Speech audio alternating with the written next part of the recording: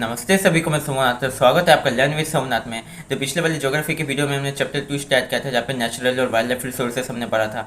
उनका मतलब कैसे करके उनका वेरिएशंस किया जाता है, कैसे कौन सा रेयर स्पीसीज होता है, कौन सा एक्सटिंक्ट स्पीसीज होता है, कौन सा जो है मतलब नॉर्मल स्पीसीज होता है जिसका कोई खतरा नहीं होता। फिर हमने ये भी पढ़ा था कि किस चीज़ के लिए डिफोरेस्टेशन हो रहा है, कैसे करके हम लोग ने नेचुरल रिसोर्सेज को अपने एक तो मतलब रिसोर्स बॉन्डिंग के हिसाब से बना लिया। मतलब वो जो है हमारे लिए एक चीज़ है, जैसे कि हमने बना लिया। मतलब वो जो है नेचुरल एक गिफ्ट है, जो सके हम लोग कैसे भी करके यूज़ कर सकते हैं, इसके बारे में हमने पढ़ा था।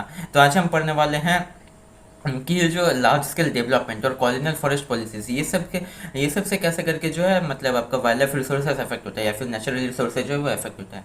तो पहले बात करते हैं कॉलोनियल फॉरेस्ट पॉलिसीज़ का। तो कॉलोनियल फॉरेस्ट पॉलिसीज़ में क्या होता था कि जो आपका एक जगह में जो नेचुरल फॉरेस्ट होता है, उस नेचुरल फॉरेस्ट को काट दे के वहाँ पे जो साइंटिफिक फॉरेस्ट्री किया जाता है। तो साइंटिफिक फॉरेस्ट्री का मतलब क्या होता है, ये सब अपने 9 क्लास के हिस्ट्री बुक में पढ़ा होगा। कोई 3 या फिर 4 चैप्टर में आपने पढ़ा होगा कि जो मतलब एक जगह में सोच लीजिए कोई सा टिम्बर प्रोड्यूसिंग ट्री हो गया या फिर कोई सा फ्रूट प्रोड्यूसिंग ट्री हो गया, जैसे कि साल हो गया, पाइन हो गया, ये सब जो है टिम्बर के लिए यूज़ होता है या फिर मैच स्टिक बनाने के लिए यूज़ होता है। तो वही सब जो है बहुत ही लार्ज एरिया में जो है उगाया जाएगा, बस वो सिंगल स्पेसीज, बस वो सिंगल साल पेड़ या फिर वो सिंगल पाइन पेड़ फॉर एग्जाम्पल, वही सब जो है पूरे लार्ज एरिया में उगाया जाएगा। उसके पहले क्या किया जाएगा कि वहाँ का जो नेचुरल फॉरेस्ट है उसे काट दिया जाएगा।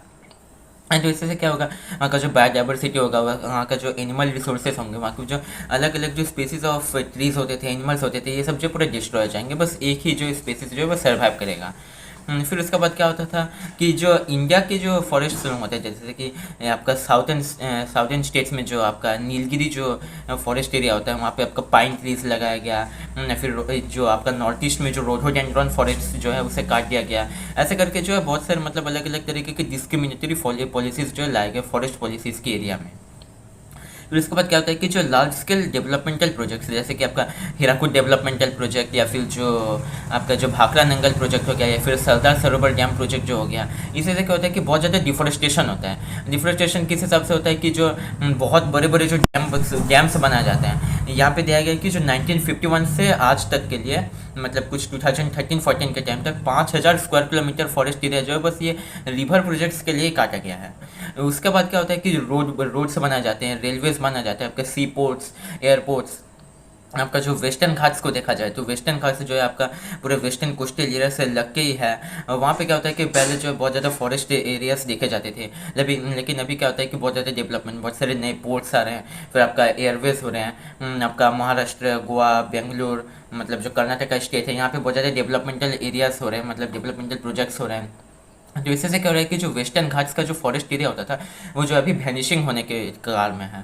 फिर आपका नॉर्थ ईस्ट में भी देखा जाए तो जो है अभी ये मोदी सरकार आने के बाद वहाँ पे बहुत ही ज़्यादा डेवलपमेंट हो रहा है। और जो डेवलपमेंट हो रहा है वो भी सस्टेनेबल डेवलपमेंट नहीं है। वहाँ पे जंगल काट के जो है नए नए फॉरेस्ट, नए नए मतलब चीज़ें किए जा रहे हैं, प्रोजेक्ट किए जा रहे हैं, जैसे वाटर प्रोजेक्ट हो गया, आपका ट्रांसपोर्टेशन, फिर ऑयल के लिए पाइपलाइंस, ऑयल माइंस खोदे जा रहे हैं। जिससे क्या हो रहा है कि बहुत ज़्यादा फॉरेस्ट जो है डिस्क्रिमिनेटली कट हो रहा है। क्योंकि जो नॉर्थ ईस्ट में क्या होता है, फिर वेस्टर्न घाट्स में क्या होता है कि एवरग्रीन फॉरेस्ट लेके जाते हैं, जिनसे कि प्रिस्टीन होते हैं और उसमें जो है बहुत ज़्यादा ऑक्सीजन प्रोड्यूस किए जाते हैं। लेकिन वही अगर डिस्ट्रॉय हो गया तो वो जो है मतलब पूरे इंडिया को इफेक्ट करेगा, या फिर इंडिया के जो सराउंडिंग एरियाज है पूरे वो सराउंडिंग एरियाज को जो इफेक्ट करता है, जैसे कि अमेजन फॉरेस्ट के एग्जाम्पल में देख सकते हैं।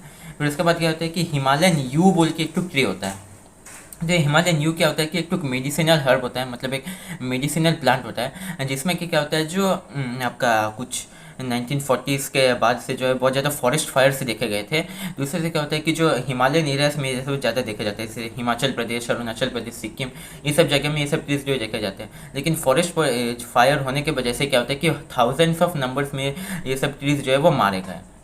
और ये हिमालयन यू का स्पेशलिटी क्या है कि ये जो एक एंटी कैंसर ट्री है, मतलब जो कैंसर का जो मतलब मेडिसिन बनता है वो सब के लिए हिमालयन यू जो है बहुत ही ज़्यादा इंपॉर्टेंट होता है। तो ये भी जो है डिस्ट्रॉय हो रहा है। तो इससे से क्या होता है कि जो कैंसर बनाने का जो मेडिसिन, मतलब कैंसर को रोकने का जो मेडिसिन होता है वो जो है मतलब कम मिल रहा है, उसका सप्लाई जो है वो कम हो रहा है। फिर उसके बाद क्या होता है हैबिटेट डिस्ट्रक्शन, हंटिंग, पोचिंग, मतलब जो एनिमल हैबिट को डिस्ट्रक्ट करके अपना ह्यूमन हैबिटेट को जो है बढ़ाना।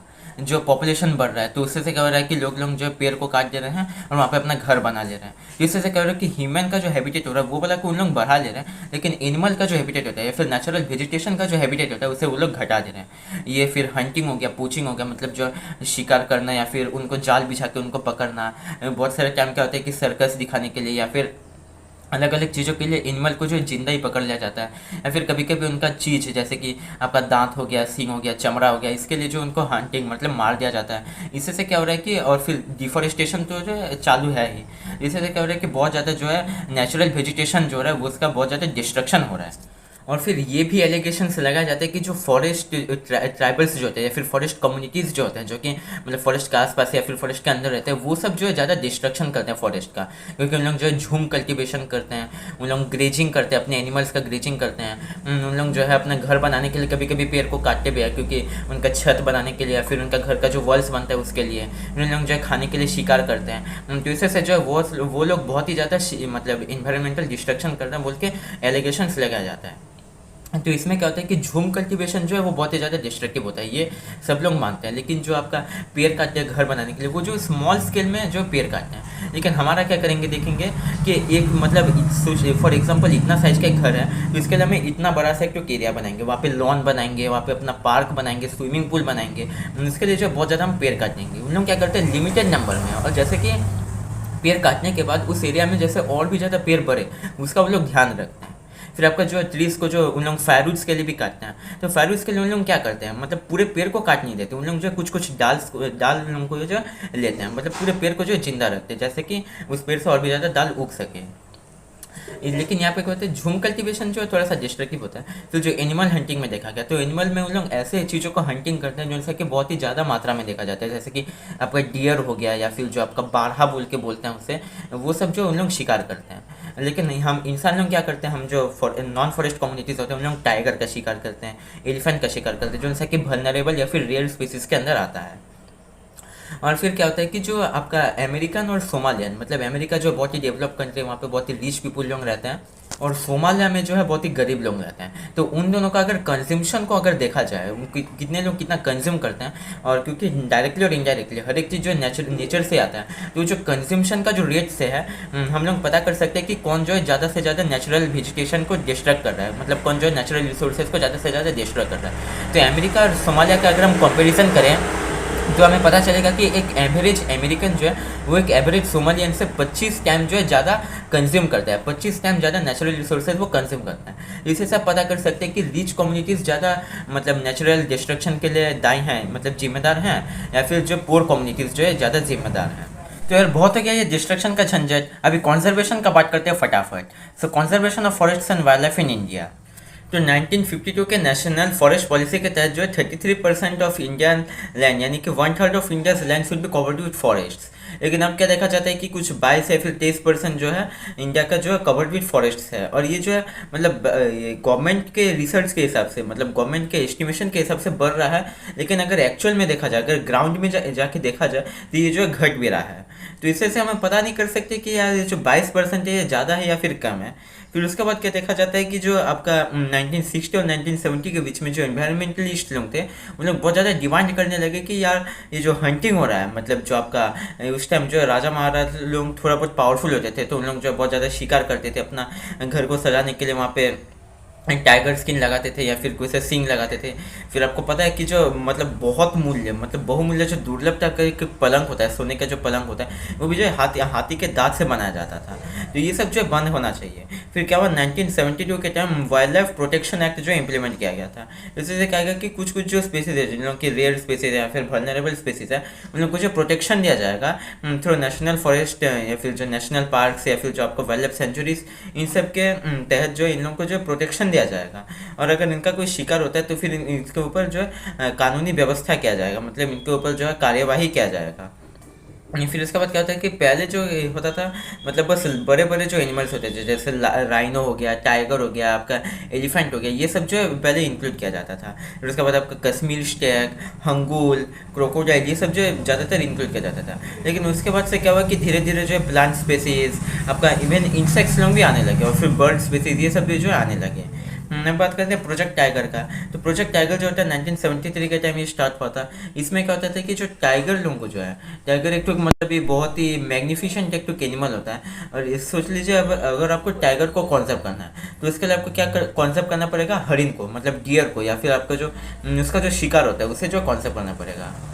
अगर आपको डियर को या फिर आपका जो उसका जो शिकार होता है जैसे बारहा या फिर जो आपका हर्बीवोरस एनिमल्स होते हैं उनको अगर प्रोटेक्ट करना है तो उसके लिए हमें फॉरेस्ट को प्रोटेक्ट करना पड़ेगा, वहाँ के जो प्लांट स्पीसीज होते हैं उसे प्रोटेक्ट करना पड़ेगा ताकि उनको खाना मिले और उनसे से जो है टाइगर को खाना मिले। इससे क्या होता है कि अल्टीमेटली टाइगर को कॉन्जर्व करने के लिए हमें पूरे फॉरेस्ट को जो कॉन्जर्व करना पड़ता है। तो इससे क्या है कि टाइगर जो एक आइकॉनिक एनिमल हो गया, इसलिए क्या कहते हैं प्रोजेक्ट टाइगर इंप्लीमेंट किया गया था 1973 में, जिसमें कि जो है मतलब बहुत सारे जो टाइगर प्रोजेक्ट जैसे कि आपका सिमिलीपाल टाइगर प्रोजेक्ट हो गया, या फिर सुनाबेरा जो आपका टाइगर प्रोजेक्ट हो गया ये उड़ीसा में है। फिर उसके बाद पेरियर वाइल्ड लाइफ सेंचुरी जो है केरला में, आपका वेस्ट बंगाल में सुंदरबंस नेशनल पार्क, ये सब जो है बहुत सारे तरीके के पूरे देश भर में जो है मोर देन 50 टाइगर प्रोजेक्ट सभी इंप्लीमेंट किए गए हैं। फिर उसके बाद क्या होता है कि जो आपका ये जैसे कि मैंने आपको बताया कि इंसेक्ट्स, बर्ड्स, रेप्टाइल्स ये सब भी जो है अभी कंजर्वेशन स्ट्रेटेजीज के अंदर जगह पाने स्टार्ट कर दिया। जैसे कि आपका 1980 और 1986 के अंदर जो है कुछ कुछ ऐसे इम्प्लीमेंट्स किए गए, कुछ ऐसे प्रोग्राम लाए गए जिससे कि जो आपका ड्रैगन फ्लाई, बटरफ्लाई ये सब इंसेक्ट्स को जो है प्रोटेक्ट किया जाएगा। फिर 1991 को जो है पहली बार के लिए प्लांट स्पेसिस को भी जो है प्रोटेक्ट किया गया है, स्टार्टिंग विद 6 स्पेसिस, मतलब 6 स्पेसिस के साथ इसे जो है इम्प्लीमेंट किया गया है, तो स्टार्ट किया गया था। तो अभी हम बात करते हैं कि types and distribution of forest and wild life resources, मतलब उनके कैसे कैसे टाइप्स होते हैं। सो रिजर्व फॉरेस्ट, प्रोटेक्टेड फॉरेस्ट और जो है आपका अनक्लास फॉरेस्ट होता है। तो रिजर्व फॉरेस्ट में क्या होता है कि जो मतलब जो सा रिजर्व फॉरेस्ट जो मतलब परमानेंट फॉरेस्ट स्टेट होता है उसमें जो है आप हंटिंग, गैदरिंग, ग्रेजिंग ये सब कर ही नहीं सकते। और जो प्रोटेक्टेड फॉरेस्ट में क्या होता है कि ये सब जो है कुछ मात्रा में अलाउड होता है, जैसे कि जो है मतलब कॉन्जर्व भी किया जाएगा, लेकिन कुछ इंसान लोगों का जो माइंडसेट ऐसा होता है कि हमें शिकार करने से ये मिलेगा, शिकार करने से वो मिलेगा, फिर उनका कुछ कुछ जो है नीड्स होता है, तो उसे जो है प्रोटेक्ट करने के लिए प्रोटेक्टेड फॉरेस्ट है। मतलब ह्यूमन का नीड्स और एनिमल्स और नेचुरल रिसोर्सेज दोनों को प्रोटेक्ट करने के लिए प्रोटेक्टेड फॉरेस्ट होता है। और फिर अनक्लास फॉरेस्ट में क्या होता है कि ये जो है मतलब गवर्नमेंट के कंट्रोल के अंदर नहीं रहता, ये वाला जो है कुछ प्राइवेट इंडिविजुअल्स ने खरीद लिया होगा या फिर किसी कम्युनिटीज़ ने जो है इसे कंट्रोल में रखा होगा। जैसे कि आपका बिश्नोई कम्युनिटीज़ जो होते हैं वो कुछ कुछ फॉरेस्ट एरिया को जो है मतलब प्रोटेक्ट करते हैं, तो वो जो है अनक्लास फॉरेस्ट है, वहाँ पे कोई सा मतलब गवर्नमेंट इंटरवेंशन नहीं होता। और रिजर्व फॉरेस्ट का बात किया जाए तो मध्य प्रदेश, आंध्र प्रदेश, जम्मू एंड कश्मीर, आपका जो हिमाचल प्रदेश, ये सब जगह में जो है ज़्यादा से ज़्यादा आपका रिजर्व फॉरेस्ट होता है। और आपका प्रोटेक्टेड फॉरेस्ट जो होता है बिहार, हरियाणा, पंजाब, आपका उड़ीसा, ये सब स्टेट्स में ज़्यादा देखे जाते हैं। और जो नॉर्थ ईस्टर्न स्टेट्स होते हैं आसाम, अरुणाचल प्रदेश, मिजोरम वगैरह वगैरह, ये सब जो नॉर्थ ईस्टर्न स्टेट्स और उसके साथ गुजरात के ज़्यादातर जो फॉरेस्ट एरिया होते हैं वो सब जो अनक्लास फॉरेस्ट होता है, उनको जो कम्युनिटी कंट्रोल किया जाता है। अभी कम्युनिटी एंड कॉन्जर्वेशन का बात करते हैं, कैसे कम्युनिटी के लोग जो कॉन्जर्व करते हैं। तो जैसे कि मैंने आपको पहले बिश्नोई कम्युनिटी का एग्जांपल दिया था, उनका एक तो रिलीजियस थॉट होता है कि उनको जो कॉन्जर्व करना पड़ेगा एनिमल और प्लांट स्पेसीज को। फिर उसके बाद क्या होता है कि जो आपका बिहार और उड़ीसा के जो ट्राइबल लोग होते हैं वो मैंगो, टामारिंड ये सब ट्रीज़ को जो है पूजा करते हैं। फिर आपका बैंयन ट्रीज जो है वो सेक्रेड माना जाता है, मतलब बरगद का जो पेड़ होता है उसे सेक्रेड माना जाता है। फिर आपका बीच बचाओ आंदोलन, चिपको आंदोलन, ये सब को अगर देखा जाए तो मतलब जो फॉरेस्ट कम्युनिटीज़ जो होता है उनका भी जो है कॉन्जर्वेशन में बहुत ज़्यादा हाथ रहता है। तो इसी के साथ हमारे चैप्टर कंप्लीट होता है, लेकिन कंक्लूजन में अगर हम देखा जाए तो जो डायनामिक्स होगा कहीं पे जो है आपका कॉन्जर्वेशन हो रहा है, कहीं पे डिस्ट्रक्शन हो रहा है, कहीं पे कम्युनिटी कॉन्जर्वेशन होता है, कहीं पे जो है कम्युनिटी के ऊपर ये एलिगेशंस लगाया जाता है कि उन लोग जो है डिस्ट्रक्शन करना है। तो हमें जो एक बैलेंस्ड मैनर में नेचुरल रिसोर्सेज को यूज़ करना पड़ेगा। तो आज का वीडियो यहीं पे ख़त्म करते हैं, इसके साथ ये चैप्टर भी ख़त्म हो गया। मिलते हैं अगले वीडियो में, तब तक के लिए धन्यवाद।